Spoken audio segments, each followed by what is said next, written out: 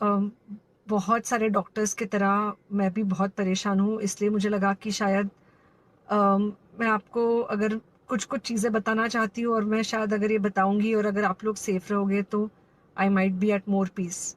जैसे आपको सबको पता है कि बॉम्बे की हालत तो बहुत ख़राब है और धीरे-धीरे बहुत सारे शहरों की और बहुत सारे स्टेट्स, इवन टाउन्स की हालत ख़राब होते जा रही है।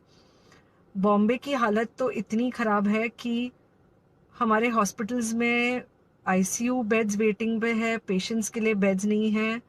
It's a very very helpless, यानी मुझे इतना हेल्पलेस और लाचार कभी फील नहीं हुआ है। We have to literally manage patients at home with oxygen, and this is not something we are enjoying.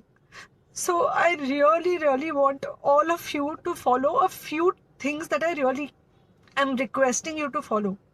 First, आप लोग प्लीज सेफ रहो। अगर आपको लग रहा है कि आपको 1 साल से कोरोना नहीं हुआ है इसलिए आप कोई सुपर हीरो हो या आपकी इम्यूनिटी बहुत अच्छी है और आपको ऐसे कुछ नहीं होगा, तो आप गलत फहमी में हो। हम यंग लोगों को देख रहे हैं। I mean we have a 35-year-old who's on the ventilator and we are not able to help people now. So we do not want, we really don't want any of you to be in that situation. So sorry, I think ये जो emotional breakdown है हम doctors में अब सबको कोई ना कोई समय हो रहा है, because we not been so helpless. Okay, so most importantly please take care of yourself right now. COVID is everywhere around you. Okay, तो अगर आप घर से बाहर निकलो, maybe you're meeting your friends, maybe you're meeting your family, it does not matter, you have to be masked. Okay, just because आपको अभी 1 साल से कोरोना नहीं हुआ है या आपको पिछले साल कोरोना होकर जा चुका है, इसका मतलब ये नहीं है कि आपको वापस कोरोना नहीं हो सकता। You can still get Covid.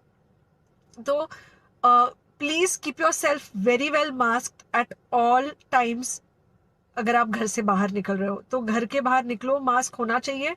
Mask सिर्फ इधर नहीं, मास्क पूरा नाक से पूरा यहाँ तक होना चाहिए। दूसरी बात, अगर आपको कुछ होता है, अगर आपको बुखार आता है या कुछ होता है, पैनिक मत होइए। Do not get unneeded investigations done. Get in touch with me obviously immediately. And most importantly, आपके जो फ्रेंड्स है या कोई भी है उनको बोलो पैनिक में होकर एडमिट ना हुए हॉस्पिटल में। फिलहाल जो सिचुएशन है वो ऐसी है कि बहुत सारे हॉस्पिटल्स में स्टेबल पेशेंट्स एडमिट हो रहे हैं और बहुत सारे लोग जिनको एक्चुअली ऑक्सीजन की ज़रूरत है उनके लिए हमारे पास बेड नहीं है। इनफैक्ट हम लोग घर में लोगों को ऑक्सीजन देके मैनेज करने की कोशिश कर रहे हैं, और ये हमने पहले कभी नहीं किया है कि हम इतने सारे लोगों के लिए बेड्स ढूंढ रहे हैं, इतने सारे लोगों को घर में मैनेज करने की कोशिश कर रहे हैं। So please leave beds for people who actually need it, who have pneumonia, who need oxygen, and who will need to be under very close medical care. Third thing, if you have not taken the vaccine, अगर आपने vaccine नहीं ली है किसी भी कारण से, हो सकता है आप ट्रैवल कर रहे हो सकता है आपको वैक्सीन की हिचक हो सकता है आपने कुछ व्हाट्सएप पे फॉरवर्ड पढ़ा हो कि वैक्सीन की वजह से कुछ साइड इफेक्ट्स हो रहे हैं या कुछ हो रहा है, it's untrue. Please take your vaccine.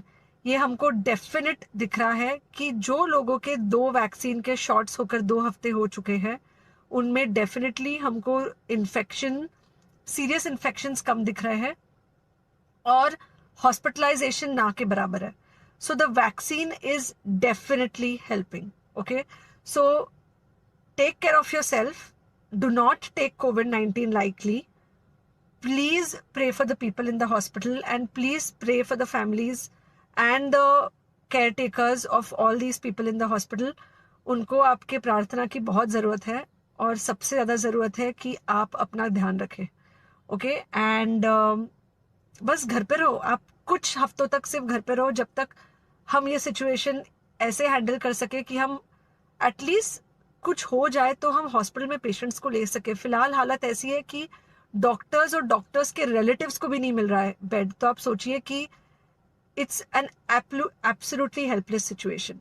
Okay, I think अगर हम सब इतना ध्यान रखेंगे, we will definitely come through this second wave very well. Okay, and then we will have to work on not allowing a third wave. So third wave का हम बाद में सोचेंगे, वो तो नहीं आना चाहिए, पर जो ये सेकेंड वेव है, इससे हमको कोई भी हालत में एकदम सेफली निकलना है.